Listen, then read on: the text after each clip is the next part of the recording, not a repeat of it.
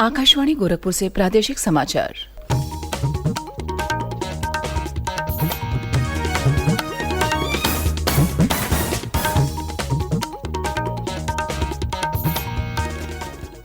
नमस्कार, समाचार बुलेटिन के साथ में शिवानी अरोरा। पहले मुख्य समाचार। निकाय चुनाव के दूसरे चरण का मतदान अब से कुछ देर पहले हुआ शुरू। 9 मंडलों के 38 जनपदों में शाम 6 बजे तक डाले जाएंगे वोट। रामपुर की स्वार और मिर्जापुर की 96 विधानसभा सीट पर उपचुनाव शांतिपूर्वक संपन्न। स्वार में लगभग 45% और 96 में 44% से अधिक हुआ मतदान। हिंसा प्रभावित मणिपुर से अब तक प्रदेश के 98 विद्यार्थियों को सुरक्षित वापस लाया गया। शेष 38 विद्यार्थियों को आज लाया जाएगा। और कुशीनगर जिले में आग लगने की घटना में 4 बच्चियों सहित परिवार के 5 लोगों की मृत्यु, 3 लोग झुलसे। अब समाचार विस्तार से। प्रदेश में नगर निकाय चुनाव के दूसरे चरण का मतदान अब से कुछ देर पहले 7 बजे शुरू हो गया। 9 मंडलों के 38 जनपदों में शाम 6 बजे तक वोट डाले जाएंगे। इस चरण में 6,929 पदों पर 39,146 उम्मीदवारों के निर्वाचन के लिए 1,92,32,004 मतदाता अपने मत का प्रयोग करेंगे। मतदान के लिए 6,380 मतदान केंद्र और 19,584 मतदेय स्थल बनाए गए हैं। आज जिन जिलों में मतदान हो रहा है उनमें शामिल है मेरठ, हापुड़, गौतम बुद्ध नगर, गाजियाबाद, बागपत, बुलंदशहर, बरेली, बदायूं, शाहजहांपुर, पीलीभीत, अलीगढ़, हाथरस, कासगंज, एटा, कानपुर नगर, फर्रुखाबाद, इटावा, कन्नौज, औरैया, कानपुर देहात, चित्रकूट, हमीरपुर, महोबा, बांदा, अयोध्या, सुल्तानपुर, अम्बेडकर नगर, बाराबंकी, अमेठी, बस्ती, संत कबीर नगर, सिद्धार्थनगर, आजमगढ़, मऊ, बलिया, मिर्जापुर, सोनभद्र और भदोही।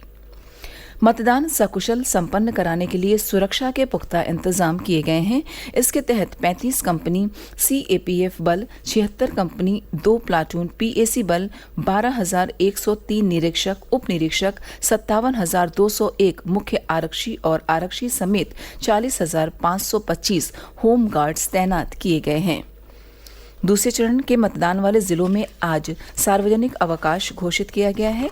इन जनपदों में सभी सरकारी कार्यालय, सामाजिक प्रतिष्ठान, स्कूल और कॉलेज बंद रहेंगे।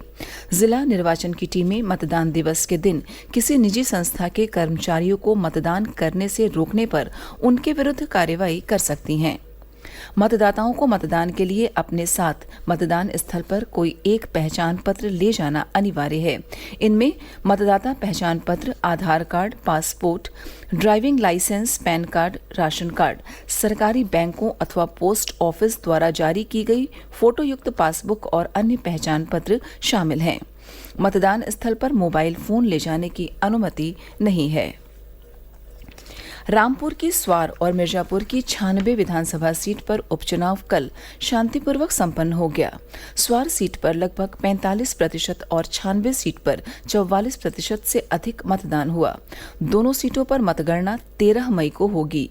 स्वार सीट पर 6 उम्मीदवार जबकि 96 सीट पर 8 उम्मीदवारों ने चुनाव लड़ा।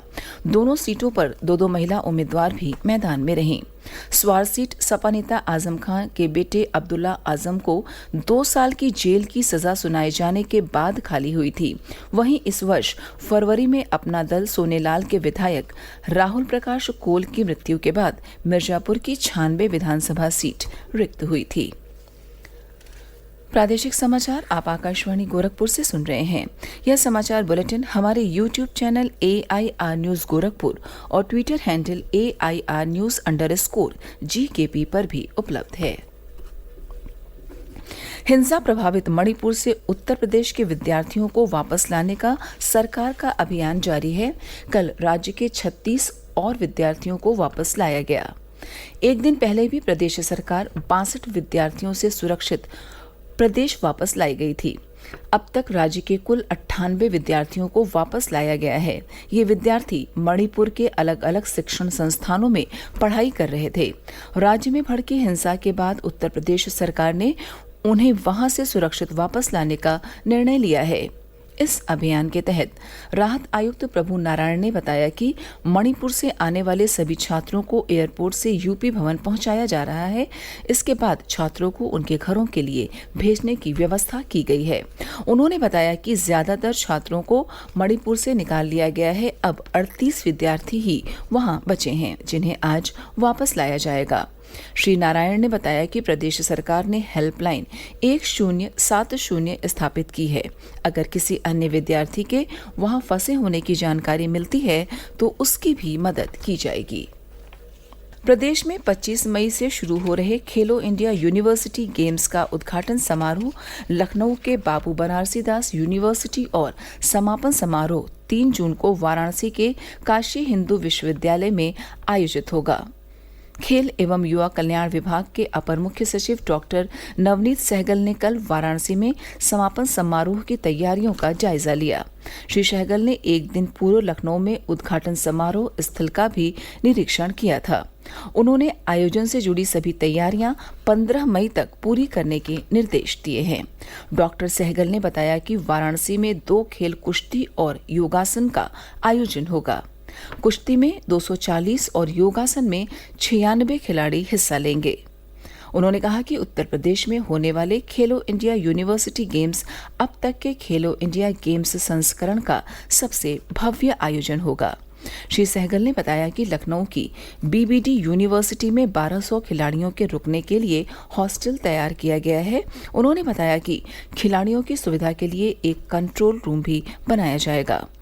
बीबीडी यूनिवर्सिटी के मुख्य मैदान में मलखंब तथा जूडो की प्रतियोगिताएं और क्रिकेट मैदान में तीरंदाजी प्रतियोगिता होगी।